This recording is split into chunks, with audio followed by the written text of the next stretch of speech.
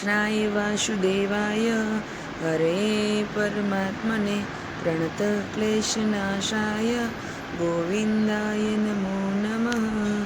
Welcome to my vlog. આજે અમે લોકો જઈ રહ્યા છીએ આશાપુરા માના મઢે. તો બસ જો બધા સવારમાં ફ્રેશ થઈને નીકળી ગયા છીએ અને અત્યારે જો પહોંચવા પણ આવી ગયા છીએ, મંદિરે પહોંચી ગયા છીએ. બધા શ્રીફળ ને ચૂંદડી ને એવું બધું લીધું છે અને હવે અમે લોકો જઈએ છીએ મંદિરે.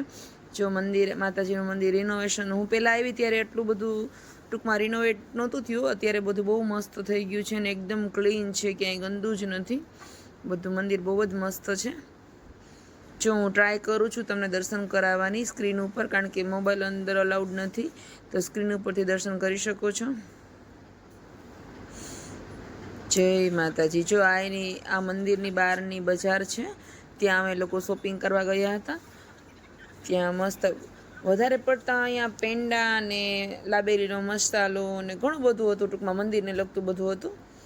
અને જો હવે અમે લોકો પ્રસાદી લેવી છે તો એના માટે થોડીક વાર છે, તો બધા બેઠા છીએ. જો પ્રસાદી લેવા પણ આવી ગયા છીએ. ફાડા લાપસી છે, બટેકાનું શાક છે, દાળ ભાત છે, ભજીયા જેવું છે. બહુ મસ્ત ટેસ્ટ તો એટલો સરસ ને, તમે કદાચ ઘરે બનાવો ને તો એટલું સરસ ટેસ્ટી ન થઈ શકે, એટલો મસ્ત ટેસ્ટ છે. માતાના મઢે અમે લોકો પ્રસાદી લઈને પહોંચી ગયા છીએ નારાયણ સરોવર. નારાયણ સરોવરમાં દ્વારકાધીશ છે, દ્વારકાધીશના દર્શન કરવામાં થોડી વાર હતી એટલે અમે લોકો બેઠા હતા એમની રાહ જોઈને, દર્શન ખુલે એમનો થાળ ધરાવેલો હતો અત્યારે. અને અત્યારે જો દ્વારકાધીશના દર્શન તમને કરાવું છું, કરી લો. બહુ જ સરસ શણગાર કરેલો છે. અને જો તમને જે આ બતાવું છે એ નાના નાના ઠાકોરજી છે, ઠાકોરજીના પણ દર્શન કરી લો. અને અહીંયા તુલસી માતાની એક સ્ટેચ્યુ છે, એ પણ બહુ જ મને સરસ લાગી એટલે એમના પણ મેં તમારા માટે વિડીયો લઈ લીધો છે. આ નરનારાયણ દેવ છે, એ પણ ત્યાં જ બિરાજમાન છે. અને આ જે મંદિર છે એકદમ પૌરાણિક મંદિર છે, એકદમ જૂનું છે.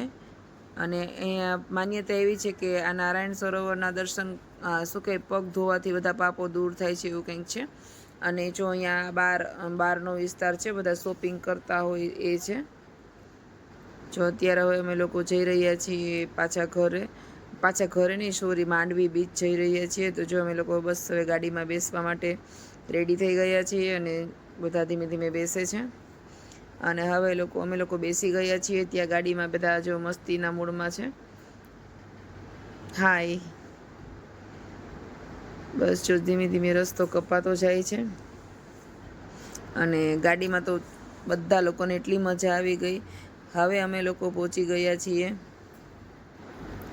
કોટેશ્વર મહાદેવના મંદિરે.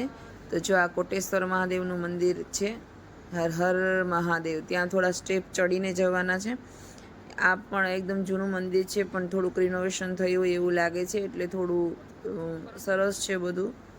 અને અહીંયા દરિયો છે લગભગ, તો એવું લાગે છે. હા, દરિયો જ છે ફાઇનલ. કેટલું મસ્ત આમ એટમોસ્ફિયર છે, નથી તડકો કે નથી વરસાદ, અને એકદમ મસ્ત ઠંડો ઠંડો પવન આવે છે.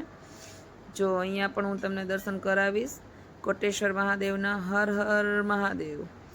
અને હવે કોટેશ્વર મહાદેવના પણ દર્શન કરી લીધા છે. અને હવે અમે લોકો પહોંચી ગયા છીએ પાછા રિટર્ન બસમાં. તો આ લોકો જોઈ લ્યો, બસમાં બેઠા ને ત્યાં છોકરાઓને અમને બધાને ભૂખ લાગી ગઈ એટલે અમે લોકોએ નાસ્તો ચાલુ કરી દીધો છે. ગાડીમાં જે નાસ્તો કરવાની મજા આવે ને તો બહુ જ મસ્ત મજા જ આવે. તો ચાલો હવે આપણે જોશું છોકરાઓ લોકોની મસ્તી. બધા મસ્તીના મૂડમાં છે.